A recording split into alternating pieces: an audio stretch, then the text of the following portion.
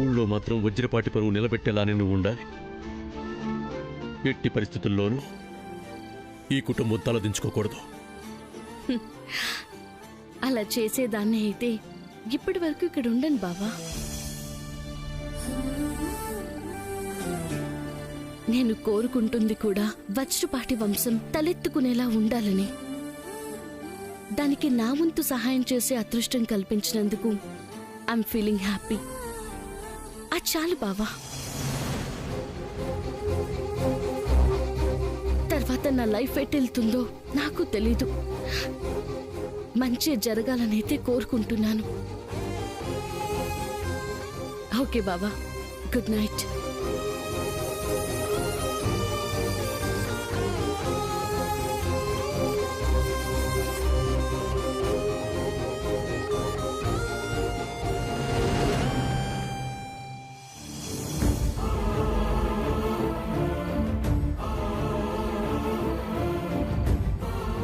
ఏమండి?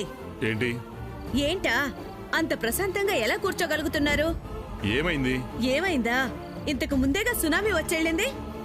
రేపు భూకంపం వచ్చి మన పరువు మనము అందులో పడిపోయేలా ఉంటే నిమ్మకు నీరెత్తినట్టు కూర్చొని ఏమైంది అని అడుగుతున్నారు.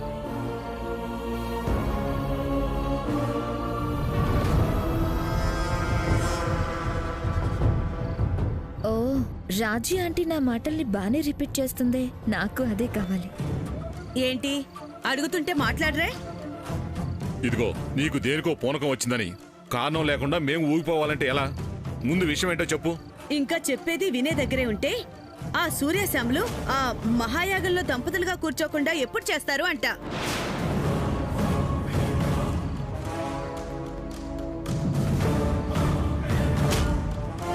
నేనేదో అనుకోని మాట అన్నట్టు అలా తెల్లమొహాలు వేసుకొని చూస్తారే. అడిగిన దానికి సమాధానం చెప్పరే? ఏంటక్క నువ్వు మాట్లాడేది? అత్తయ్యగారు తన నిర్ణయాన్ని చెప్పేసిన తర్వాత ఇంకా మనం చెప్పేదేముంటుంది?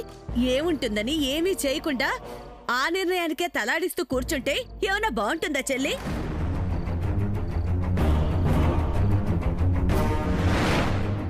అనువుగాని చోట అధికులు మన్నరాదు అన్నట్టు దాన్నే పట్టుకొని ప్రతిదానికి మౌనంగా ఉంటే ఇంకా మనకు మాటలే ఉండవు. మరిప్పుడేం చేయాలంటావమ్మా? నాన్నమ్మతో గొడవపడి మన వంశాన్ని రక్షించడం కోసం చేస్తున్న మహాయాగాన్ని ఆప్ చేయించాలా? అరే, ఆ మాట నేనెందుకంటారే?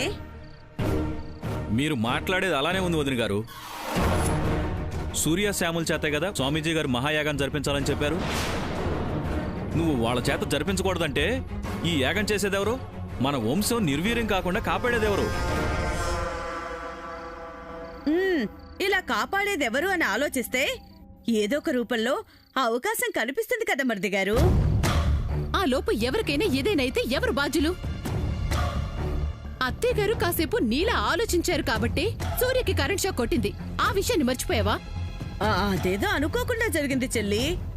దానికే భయపడిపోయి బెదిరిపోతే ఎలా? అసలే రేపు శ్యామ్ గురించి ఏ మాట వినాల్సి వస్తుందో తెలియని పరిస్థితిలో ఉన్నాం. ఆ అమ్మాయినే సూర్య పక్కన భార్య స్థానంలో కూర్చోబెడితే ఇంకేమైనా ఉందా? మనం ఊహించింది ఎదురై అనుకోంది జరిగితే శ్యామ్ ఇక్కడ ఉంటుందా? రాజీ, నువ్వు అక్కడ దాకా ఎందుకు ఆలోచిస్తున్నావు? అమ్మే చెప్పింది మహాయాగం వరకే అన్న సంగతి గుర్తులేదా? ఇక్కడ మర్చిపోకుండా గుర్తు పెట్టుకోవాల్సింది ఇంకొకటి ఉందండి. ఏంటో అది? ఊళ్ళో అందరి ముందు సూర్యకు భారీగా తెలిసిపోయిన శ్యాము ఆ తర్వాత అత్తయ్య మాటకి ఎలా విలువిస్తుందండి? జీలకర్ర బెల్లంతోనే పెళ్ళైపోయిందని చెప్తున్న పిల్ల దంపతులుగా పీటల మీద కూర్చున్నాక సూర్య భార్య కాదంటే ఊరుకుంటుందా?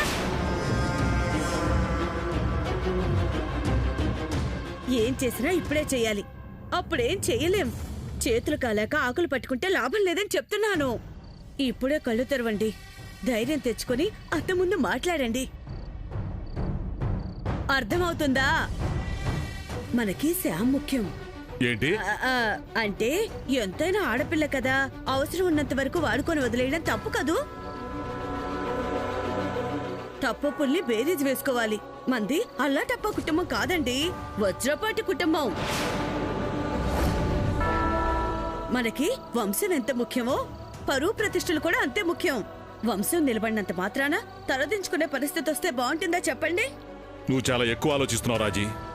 ఆలోచించాల్సిన అమ్మాయే మౌనంగా ఉండి తన అంగీకారాన్ని తెలిపింది. నువ్వు ఇప్పుడు అది చేయకు. అదేంటి చెల్లి ఆయన అలా అంటారు? ఎలా అనాలో నాకు తెలియడం లేదక్క. అత్తయ్య గారి మాటను, స్వామీజీ ఆజ్ఞను ధిక్కరించే స్థాయి అయితే నాకు లేదు. నీకుందనిపిస్తే నువ్వే వెళ్ళి అత్తయ్య గారితో మాట్లాడు. అంతేగాని నన్ను మాత్రం లాక్కు. నాకు మన వంశం బాగుండడమే కావాలి.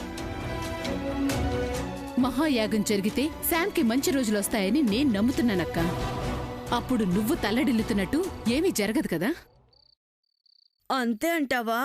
మరంతేగాక అత్తయ్య గారి నిర్ణయానికి తిరుగుండదని నీకు తెలుసుగా అక్క. ఆవిడ ఒక్క మాట మాట్లాడారు అంటే ఎంతో ఆలోచిస్తేనే గాని మాట్లాడరు. ఆవిడ అనుభవం ముందు మనమెంత అక్క. చూడు, జరగాల్సిందేదో జరుగుతుంది. ఇక నువ్వు ఈ విషయం గురించి ఎక్కువగా ఆలోచించుకో. బాగా పొద్దుపోయింది, వెళ్ళి పడుకో. రండి.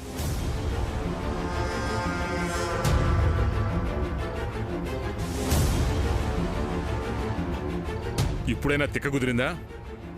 పదా. అది కాదండి. నువ్వు అనుకున్నది ఏదీ కాదు. ఎందుకే షడన్ గా వచ్చి బుర్ర తింటావు? అంతగా ఆకలిస్తే వంటిట్లో పోయి తినొచ్చుగా. వయసే పెరిగింది, బుద్ధి పెరగల. పదా.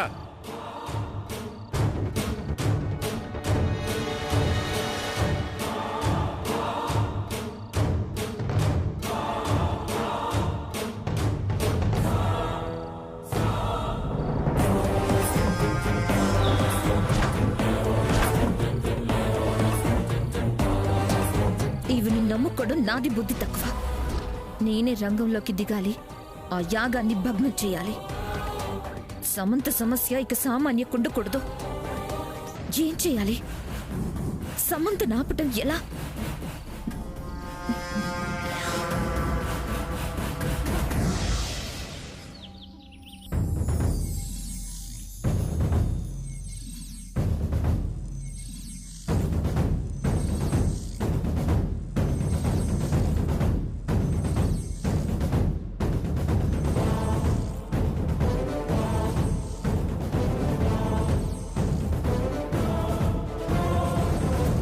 రాజీ, జయంతి, రామారావు, నాగేశ్వరరావు, సూర్య, అందరూ రండి.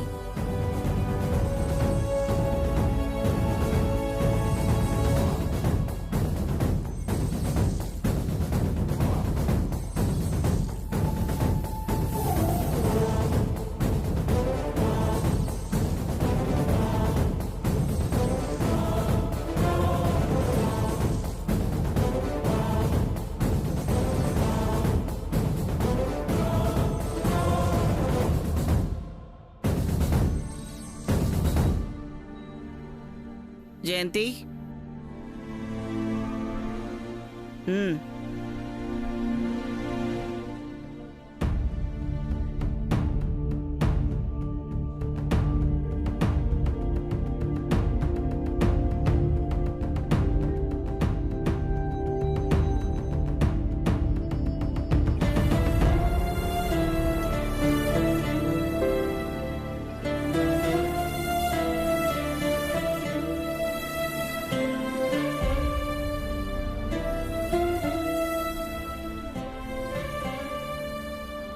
తీసుకో శామ్.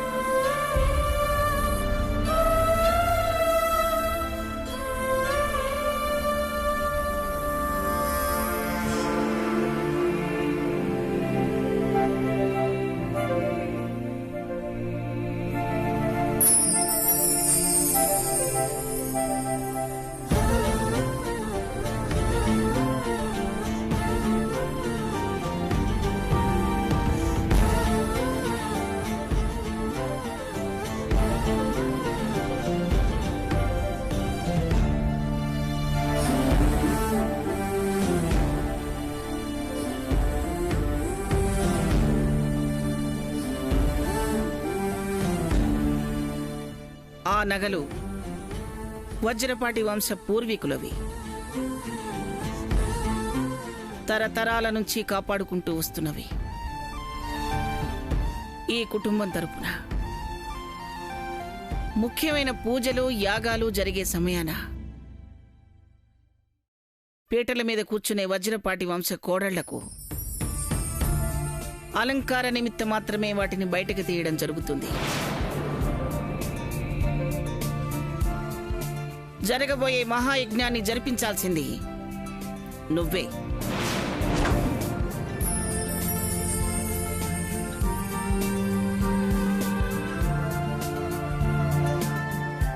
ఈ నగలు ధరించాల్సింది నువ్వే కాబట్టి నీకిస్తున్నాను. కోడలిగా ఒప్పుకొని మాత్రం కాదు,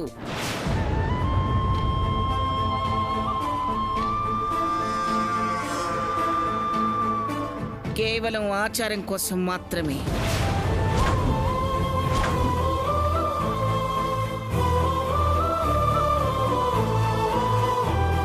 చూసేవాళ్లు నిన్ను వజ్రపాటి వంశ కోడలిగా భావిస్తారు కాబట్టి ఆ పరువు నువ్వు నిలబెట్టాలి.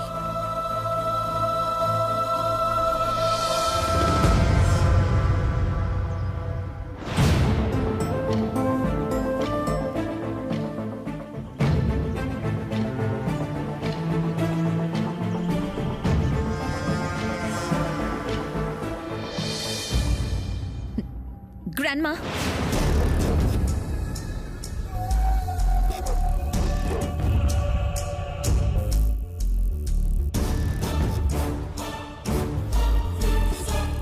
గ్రాండ్మా, మీ మాటకు అడ్డు తగులుతున్నాను అనుకోకపోతే నాకు డౌట్ వచ్చింది. క్లియర్ చేస్తారా?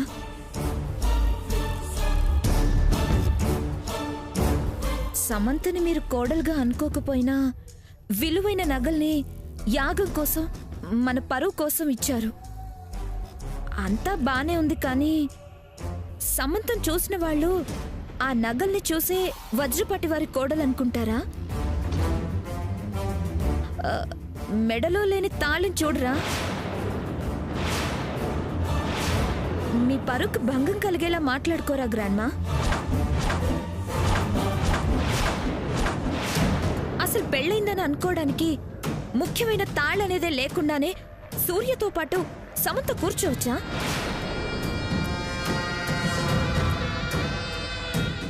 మహాయాగాన్ని జరిపించచ్చా గ్రాండ్మా?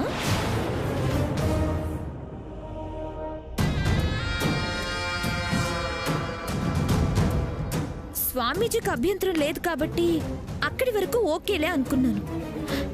జనాలకి అనుమానం కలగదా గ్రాండ్మా? అంటే నాకు అనిపించింది, మీకలా అనిపించడం లేదా?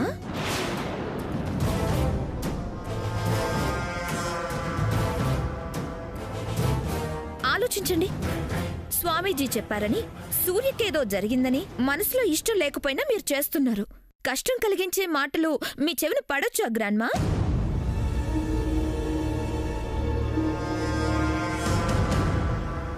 ఇప్పటికైనా మించిపోయింది లేదు. తొందరపడి ముందుకెళ్లకుండా ఆ స్వామీజీ దగ్గరికి మీరే స్వయంగా వెళ్ళి ఒక్కసారి మాట్లాడితే నాకు మంచిదనిపిస్తుంది. ఏ రాజు ఆంటీ, మీరేమంటారు? నాకు అదే అనిపిస్తుంది సామాన్య. ఏం చెల్లి, నువ్వేమంటావు?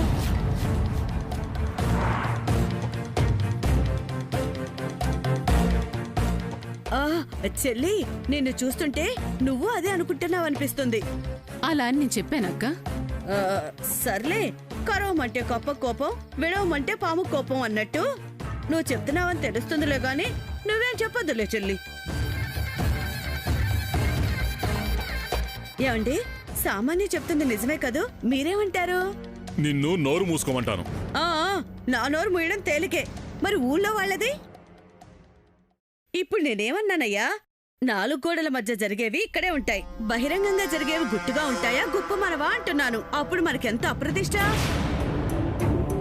కరెక్ట్ రాజీ ఆంటీ, అందుకే ముందుగానే జాగ్రత్త పడమని చెప్తున్నాను. నువ్వు మాకు జాగ్రత్త చెప్తున్నావో లేక మా ఇంటి నాశనాన్ని కోరుకుంటున్నావో మాకు అర్థమైందిరే. What the hell are you talking, Padma? మెడలో తాళి లేకపోతే ఎవరు అడగరా? ఏం మాట్లాడుతున్నావు నువ్వు? నువ్వు మాట్లాడుకో. సరే, మాట్లాడు.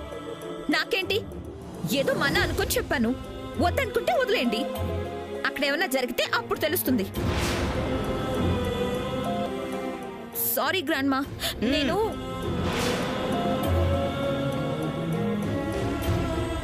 సూర్య,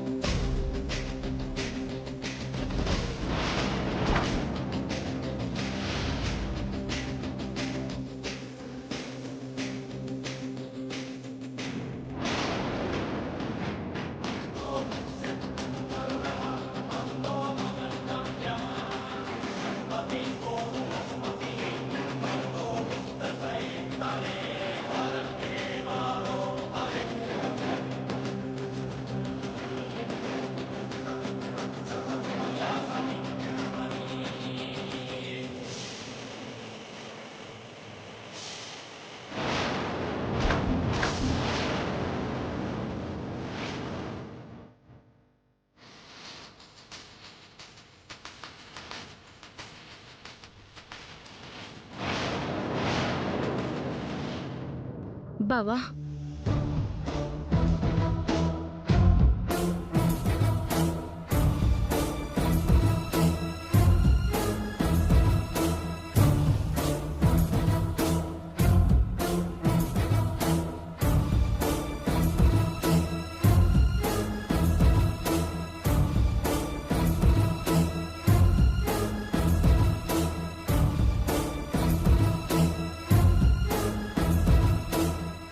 ఒకరు ఏదో అన్నారనో,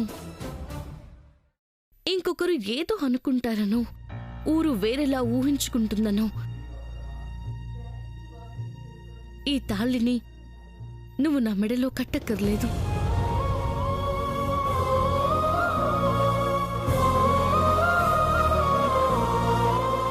అనుమానాల కన్నా నిజం గొప్పది. నీకైనా ఎవరికైనా ఇక్కడ నిజమే కావాలి, నాకు నిజమే కావాలి. అన్యాయం నశించి న్యాయం జయించిన రోజు, సత్యం గెలిచి అసత్యం ఓడిన మరుక్షణం, నువ్వు కట్టను అన్నా నీ చేత తాళి కట్టించుకుంటాను బావా.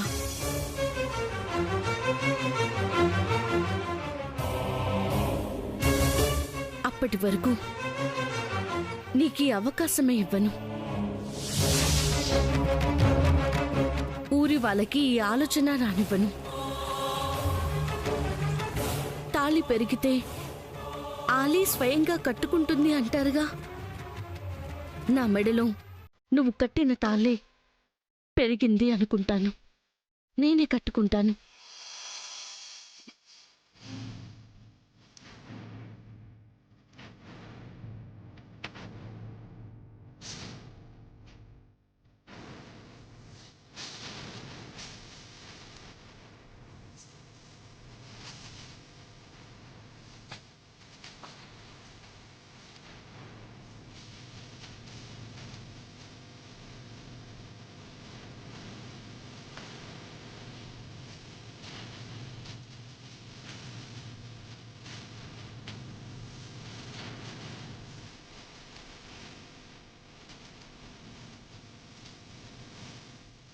ఇకిప్పుడు ఎవ్వరికి ఏ ప్రాబ్లం ఉండదు.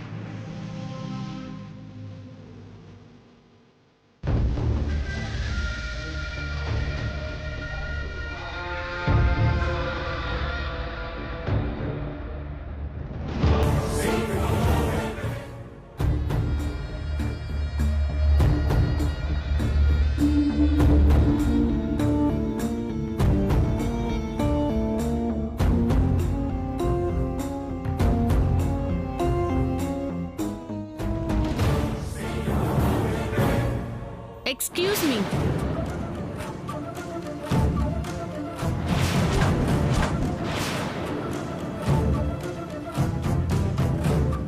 ఏంటి ఏదో పనుందున్నట్టు చెక్కేస్తున్నావు? ఓ నిమిషం ఉండు. దేనికి? ఏదీ లేకపోతే నేనెందుకు ఆపుతాను సామాన్య? ఏంటి? తాళి. అది నువ్వు కట్టుకున్నది. నేను కట్టుకున్నది. ఆవేశంగా మా బావి తాళిని తెచ్చినప్పుడు నేను ఆపకుండా ఉండుంటే ఈ తాళి నా మెడలో ఎవరు కట్టేవాళ్ళు?